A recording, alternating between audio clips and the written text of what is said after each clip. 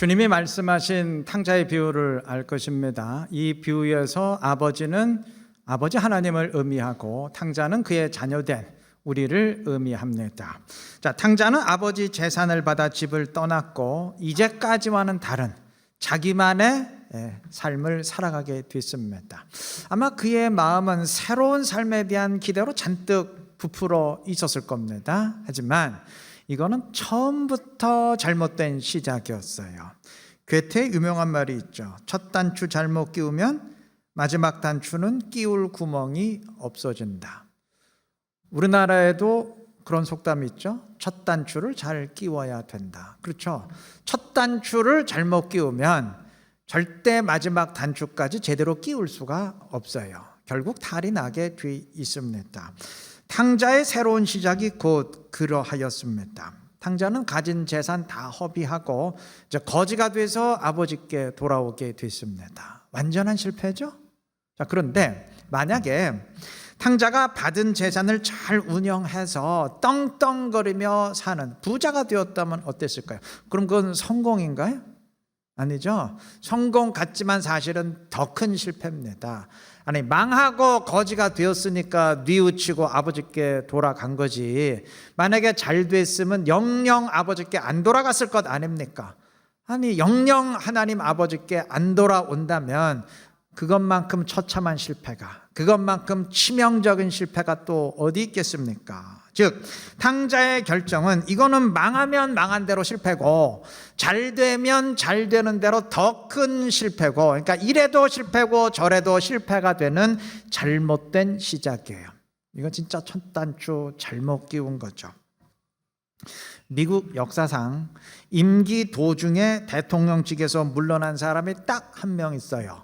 워터게이트 사건으로 물러났던 닉슨 대통령입니다. 제 기억으로는 이분이만 우리나라에서도 왔었던 것 같은데, 이 사람이 대통령으로서 재선을 위한 선거를 5개월 정도 앞둔 시점에 야당 사무실에 교회 한 몇 명이 침입하는 사건이 벌어졌어요. 처음엔 그저 절도범들의 소행인 줄 알았는데 워싱턴 포스트지 기자들이 끈질긴 추격 끝에 이 일이 닉슨 대통령 측이 벌인 일이라는 사실을 알아냈어요. 자, 워싱턴 포스트지는 당연히 이 일을 대서특필했고 이후에 다른 신문들도 앞다투어서 그 사건을 보도했습니다.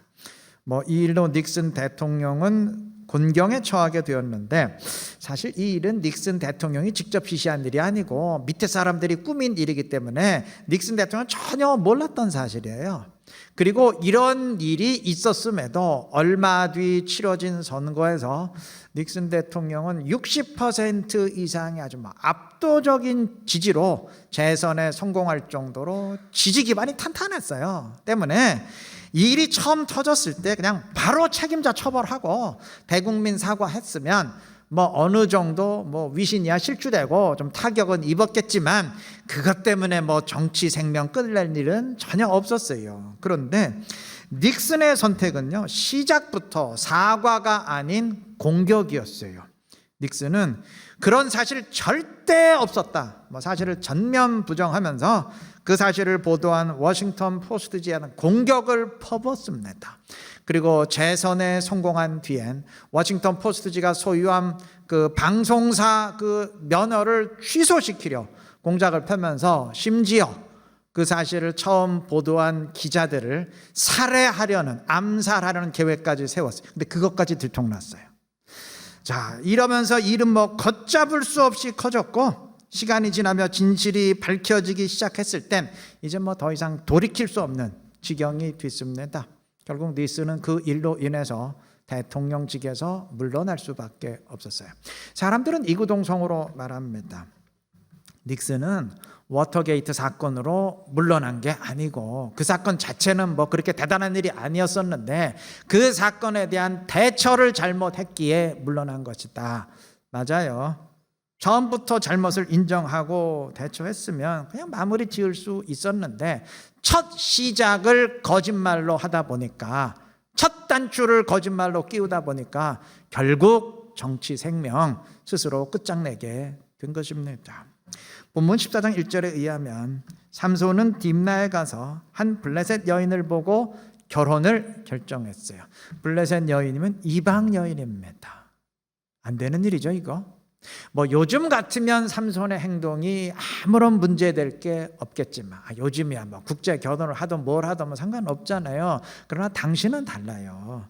당시엔 이스라엘 일반인도 이방인과 결혼하면 안 돼요. 하물며 사사이자 나실인인 삼손이 그런 결정을 했으니 이건 하나님의 말씀을 노골적으로 조롱한 겁니다. 아니, 조롱이 아니라 이거는 완전히 뭐 반항이죠, 반항.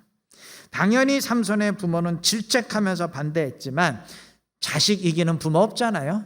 삼손은 기어이 그 여인과 결혼을 했는데, 요즘은 뭐 결혼식이 길어야 1시간, 뭐 피로연까지 다 합쳐야 뭐 2-3시간 내에 다 끝나지만, 그 당시 결혼식은 일주일 정도 지속되는 결혼 잔치였습니다. 자, 그러니 블레셋 사람들의 잔치가 벌어졌으니 당연히 여느 잔치에서처럼 뭐 포도주 주거니 받거니 마시지 않았겠어요?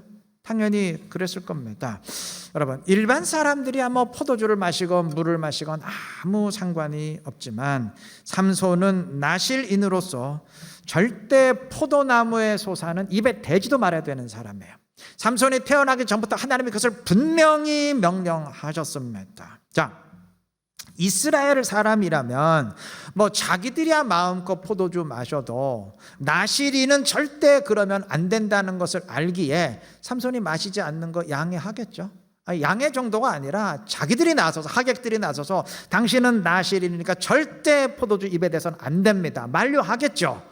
그런데 이방인들은 그런 의식이 없어요.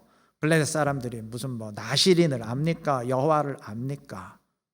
그러니 블레셋 사람들의 입장에서는 잔치의 주인공인 신랑이 포도주를 안 마신다, 말이 안 되잖아요. 당연히 삼손도 주거니 받거니 포도주 마셨을 겁니다. 이방인과 결혼함으로써 파생되는 결과죠. 첫 단추 잘못 끼우니까 계속 말씀을 불순종할 수밖에 없는 일이 이어지게 된 것입니다. 삼손은 나중에 똑같은 잘못 반복해요. 삼손이 들릴라 유혹에 넘어가서 파멸한 거 다 아시죠? 들릴라가 블레셋 사람이었는지 이스라엘 사람이었는지 뭐 성경에 정확한 설명은 없지만 블레셋 사람들과 작당을 해서 삼손을 파멸시키고 죽이려고 한 것을 볼 때 블레셋 사람이었거나 설령 이스라엘 사람이었다 할지라도 블레셋 편에 붙은 사람이에요.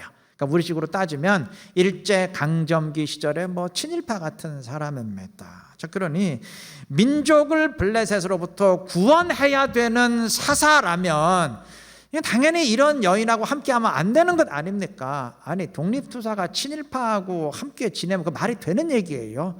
삼손은 전혀 개의치 않았어요. 이렇게 첫 단추를 또 잘못 끼우다 보니까 결국 나중에 그 여인의 꼬임에 빠져서 스스로 인생 끝장내지 않습니까? 삼손만 이런 게 아니에요. 신실한 사람들도 얼마든지 이런 잘못 저지를 수 있습니다.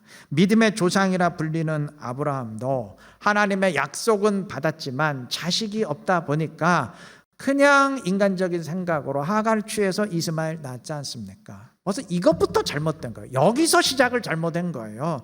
이렇게 시작이 잘못되다 보니까 꼬리에 꼬리를 물고 문제가 이어져요. 그래서 사라와 하갈의 갈등이 발생하고 이스마엘이 이삭을 괴롭히는 일이 발생하고, 그래서 아들 이스마엘을 집에서 내쫓아야 되는 아픔이 발생하고, 나중엔 아브라함의 자손과 이스마엘 자손 사이에 갈등이 벌어져서 아직까지도 끝나지 않는 중동 분쟁이 거슬러 올라간 바로 여기서부터 비롯된 것 아닙니까? 끝이 없어요. 끝이 없어요.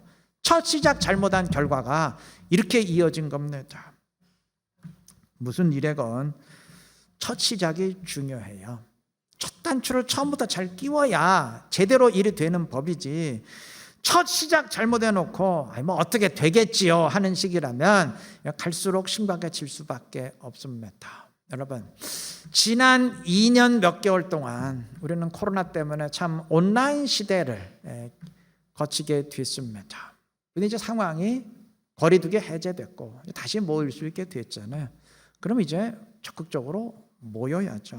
그런데도 나는 계속 온라인으로 예배드린다. 그러나 나는 온라인으로 예배 드리면서도 신앙생활 확실하게 하겠다. 그러면 되지 하신다면 생각 다시 하셔야 됩니다. 그 시작 방향이 잘못된 거예요. 정말 기저질환 등의 불가피한 이유 때문이 아닌 한 현장 예배로 방향 수정하셔야 됩니다. 절대 장담 못해요. 내 신앙 확실하니까 나는 혼자 신앙생활할 수 있다. 이거 단추 잘못 끼운 거예요. 글쎄요, 좋습니다. 나 자신은 지킬 수 있다고 가정해 보십시다. 그것도 힘들 텐데 할 수 있다고 칩시다. 그런데 우리에게는 나만 책임지면 되는 게 아니고 다른 사람까지도 책임져야 되는 사명이 있어요. 공동체에 대한 그리스도인의 사명이 있습니다. 주님이 왜 구태여 교회를 세우셨겠습니까? 신앙생활 어느 정도 하신 분들이라면 웬만한 일은 이게 되는 일인지 안 되는 일인지, 바람직한 일인지 바람직하지 않은 일인지 다 판별할 수 있을 것입니다. 처음부터 제대로 해야 돼요. 처음부터 안 되는 일은 안 되는 일이어야 하고 아닌 것은 아닌 것이어야 됩니다. 처음부터 주님이 기뻐하시는 방향으로 삶의 길을 설정을 해야 됩니다. 기차는 부산행 기차를 타놓고 가기는 광주를 가겠다고 기차 안에서 뛰면 그쪽으로 가나요? 처음부터 그쪽 방향으로 가는 기차를 타야 되죠. 신앙생활도 마찬가지예요. 처음부터 신앙이 나태해질 길을 선택해 놓고 나는 주님께 가까이 가겠다고 하면 그거 제대로 되지 않아요. 처음부터 방향이 주님이 아니고 다른 쪽이에요. 그래 놓고 주님께 가겠다고 하면 뛰어본들 반대 방향으로만 나아가게 될 뿐입니다. 처음부터 주님이 기뻐하시는 길로 신앙의 길, 인생의 길을 설정해야 될 줄로 믿습니다. 처음부터 방향을 제대로 하시기를 바라요. 첫 단추부터 제대로 끼우시기를 바랍니다. 그래서 온전한 길로 행하며 주님의 더 큰 기쁨이 될 수 있는 지혜롭고 복된 우리 모두가 되시기를 바랍니다. 삼손은 결혼식 잔치에서 수십 벌의 옷을 걸고 수수께끼 알아맞히는 내기를 했는데 절대 답을 알 수 없는 문제를 삼손이 냈음에도 블레셋 사람들이 삼손의 아내와 몰래 내통을 해서 답을 알아냈어요. 그러니까 삼손이 내기에서 지게 된 거죠. 자, 이에 화가 난 삼손은 블레셋 사람 30명을 때려 죽이고 그들의 옷을 노략질한 뒤 집으로 돌아갔는데 얼마 뒤 아내를 찾으러 가보니까 장인이 이미 아내를 다른 사람에게 주어버렸어요. 자, 이에 격분한 삼손은 여우 300마리를 잡아서 꼬리에 횃불을 붙여서 블레셋 사람들의 곡식과 포도원 등을 다 불태워버립니다. 그러자 이에 대한 보복으로 블레셋 사람들은 삼손의 아내였던 여인과 장인을 불태워 죽였습니다. 그러니까 삼손이 또 가만히 있을 리가 없죠. 또 격분한 삼손은 블레셋 사람들을 쳐 죽여서 복수를 하고 이를 듣고 보복하기 위해 몰려든 블레셋 사람 1000명을 또 때려 죽입니다. 그러니까 복수가 복수를 낳고 그 복수가 또 다른 복수를 낳는 복수의 연속이에요. 그러니까 삼손의 싸움은 계속 이런 식입니다. 물론 블레셋의 입장에선 이런 삼손이 골칫덩어리예요. 삼손 때문에 계속 문제가 발생하는데 어떻게 체포하지도 못하고 제거하지를 못하니까 막 삼손 때문에 혈압이 상승할 수밖에 없어요. 예, 맞아요. 삼손은 보복을 통해서 블레셋을 골치 아프게 만들었고 그로 인해서 블레셋에게 압제당하는 이스라엘 사람들에게 나름대로의 위안거리는 제공한 게 사실입니다. 그런데 딱 거기까지예요. 삼손을 향한 하나님의 계획이 고작 그 정도는 아니지 않습니까? 삼손이 태어나기 전부터 하나님이 선포하셨던 계획이 무엇인가요?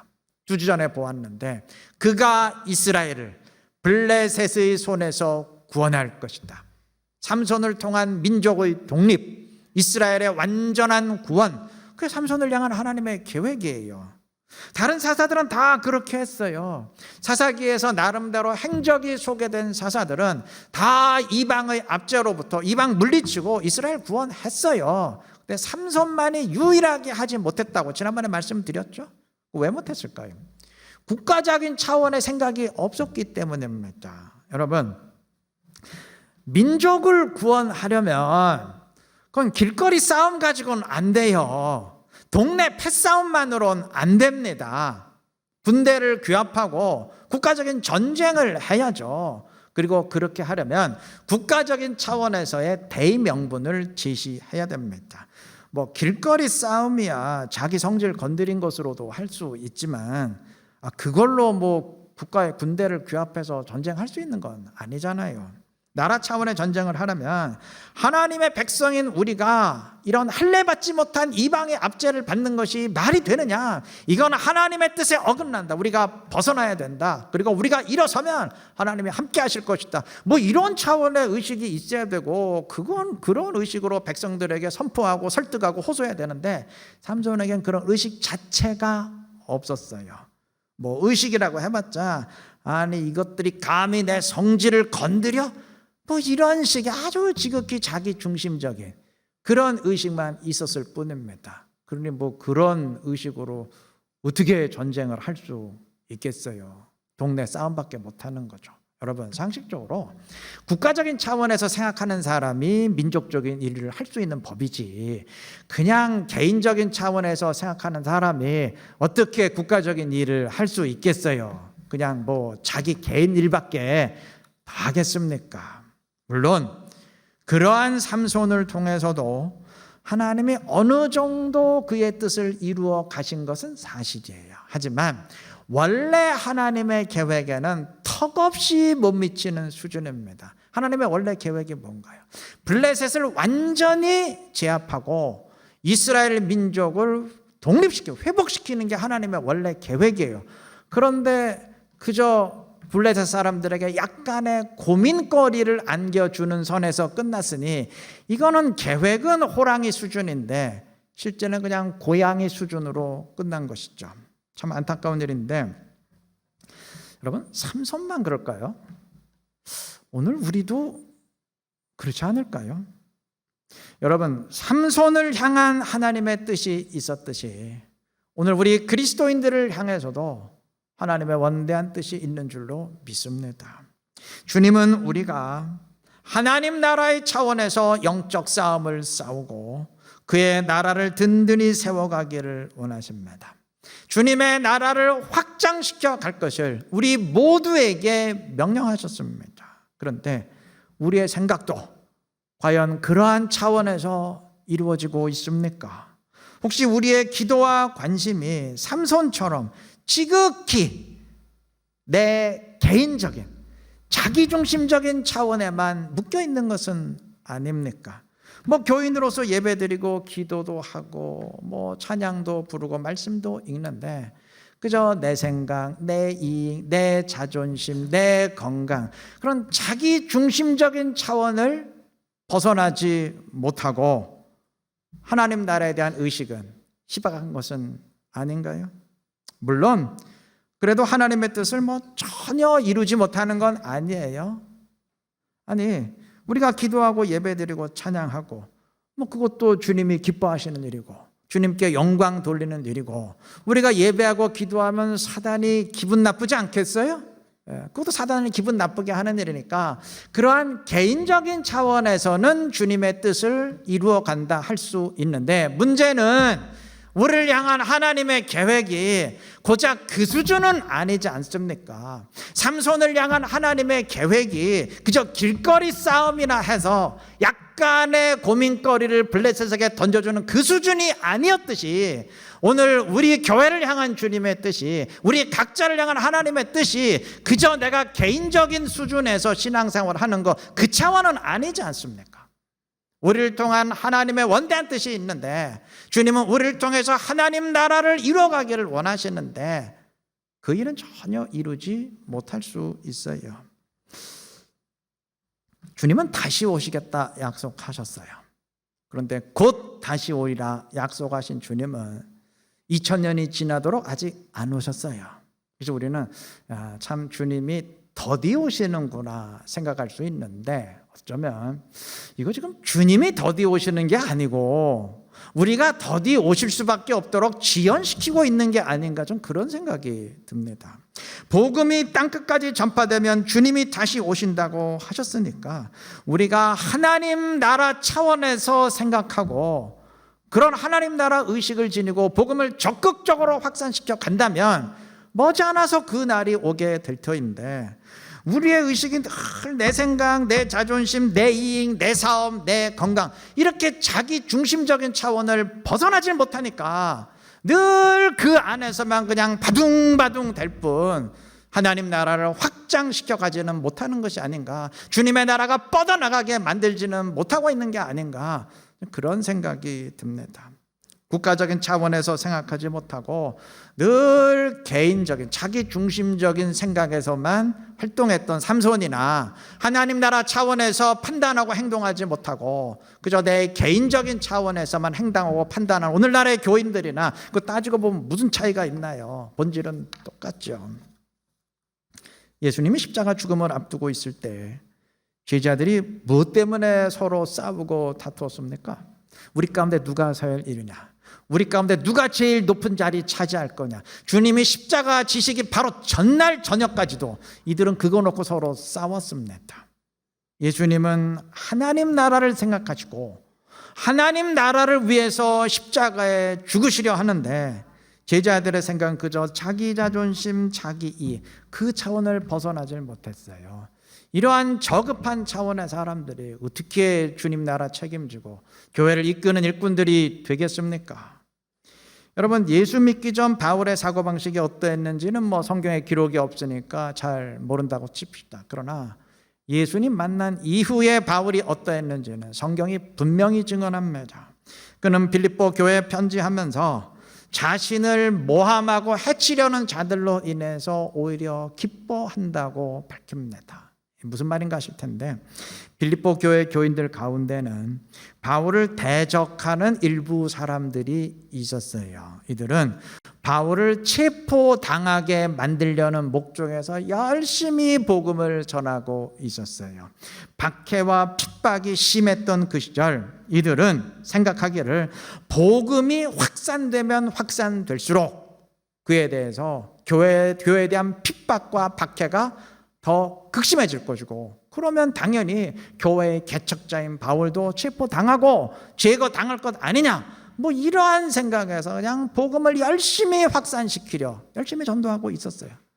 참 희한한 인간들인데 이게 바울이 보통 사람이었다면, 자기 중심적인 사람이었다면 저런 죽일 놈들이 있나, 저런 사악한 놈들이 있나 이런 반응을 보였겠죠. 근데 바울의 반응은 정반대예요. 복음만 전파되고 하나님 나라가 확산될 수만 있다면 내가 괴로움을 당하건 해를 당하건 무슨 상관이 있느냐, 나는 아무런 상관없다. 하나님 나라만 확장될 수 있다면 나는 그로 인해 기쁘다. 이게 바울의 태도예요. 다르죠. 생각의 수준이 하나님 나라 차원이었기 때문입니다. 제자들도 마찬가지예요. 그들이 예수님 세상에 계실 때는 지극히 저급했어요. 자기 이익, 자기 자존심, 자기 생각, 그 자기 중심적 차원을 벗어나질 못했어요. 그러나 오순절 성령이 임한 뒤에 완전히 바뀌었습니다. 여러분, 그들이 사도가 될 수 있었던 이유는 바로 이 때문이에요. 자기 자존심 때문에 다투던 수준에서 이제는 주를 위해서, 하나님 나라를 위해서 영적 싸움을 싸우는 수준으로 올라섰기 때문입니다. 그게 성장입니다. 그게 성장의 증거입니다. 무슨 교회 생활에 횟수 쌓이고 익숙해졌다고 성장한 것 아니고 직분 생겼다고 성장한 것 아니고 생각하고 판단하고 행동하는 수준이 기존에 저급했던 수준에서, 그저 나만 생각했던 수준에서, 그저 내 자존심 뒤틀린다고 길길이 날뛰던 수준에서 하나님 나라를 위한 수준으로 차원이 달라진 것, 그게 진짜 성장한 것이고 그게 성숙한 믿음의 증거입니다. 우리 그 믿음 지니십시다. 좀 그렇게 올라서십시다. 그래야 교회가 교회되지 않겠어요? 그게 아니고 똑같은 수준이라면 이게 인간 단체지, 이게 교회 맞습니까, 여러분? 교회는 달라야 되잖아요. 예수 때문에 모인 사람들이라면 다른 단체와는 달라야 되지 않겠습니까? 똑같다면 이게 무슨 교회예요? 이게 그냥 집단이지. 여기가 집단 아니잖아요. 우리는 그리스도인이고 성도지 무리는 아니지 않습니까? 우리가 군중은 아니잖아요. 바꾸십시다. 올라서십시다. 여러분, 성숙한 신앙이란 나 중심에서 하나님 중심으로 옮겨가는 겁니다. 축을 옮기는 겁니다. 많이 옮겨 쓸수록 성숙한 사람입니다. 우리 믿음을 성장시켜 가시기를 바라요. 축을 옮겨 가시기를 바랍니다. 그래서 그의 나라와 그의 의를 먼저 구하며 우리를 향한 주님의 뜻, 하나님 나라의 뜻을 이루어갈 수 있는 지혜롭고 복된 우리 이루는 게 모든 성도님들 되시기를 그리스도의 이름으로 축원합니다.